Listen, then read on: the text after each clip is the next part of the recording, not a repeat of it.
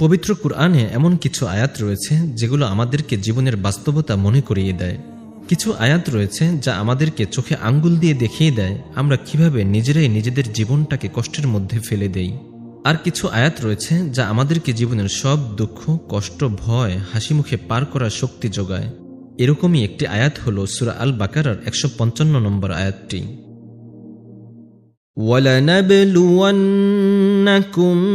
بِشَيْءٍ مِّنَ الْخَوْفِ وَالْجُوعِ وَنَقْصٍ مِّنَ الْأَمْوَالِ وَالْأَنفُسِ وَالثَّمَرَاتِ وَبَشِّرِ الصَّابِرِينَ। আমি অবশ্যই তোমাদেরকে কিছু না কিছু দিয়ে পরীক্ষায় ফেলবই। মাঝে মধ্যে তোমাদেরকে বিপদের আতঙ্ক, ক্ষুধার কষ্ট দিয়ে, সম্পদ, জীবন, পণ্য, ফল ফসল হারানোর মধ্য দিয়ে। আর যারা কষ্টের মধ্যেও ধৈর্য, নিষ্ঠার সাথে চেষ্টা করে তাদেরকে সুখবর দাও। আমি অবশ্যই তোমাদেরকে কিছু না কিছু দিয়ে পরীক্ষায় ফেলবই।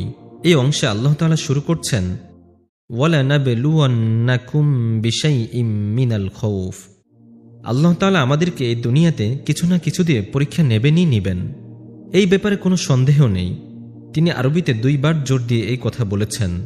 কারো বেলায় সেই পরীক্ষা হয়তো চাকরি হারিয়ে ফেলে অভাবে কষ্টে জীবন পার করা, কারো বেলায় হয়তো বাবা মা, স্বামী, স্ত্রী, সন্তানদের জটিল অসুখের চিকিৎসায় দিনরাত সংগ্রাম করা, কারো বেলায় হয়তো নিজেরই নানা ধরনের জটিল অসুখ, কারো বেলায় আবার জমি জমা সম্পত্তি নিয়ে আত্মীয় স্বজনদের সাথে শত্রুতা, শ্বশুর শাশুড়ির অত্যাচার, দুশ্চরিত্র স্বামী, পরপুরুষে আসক্ত স্ত্রী, ড্রাগে আসক্ত ছেলে, পরিবারের মুখে কালিমা লিপে দেওয়া মেয়ে।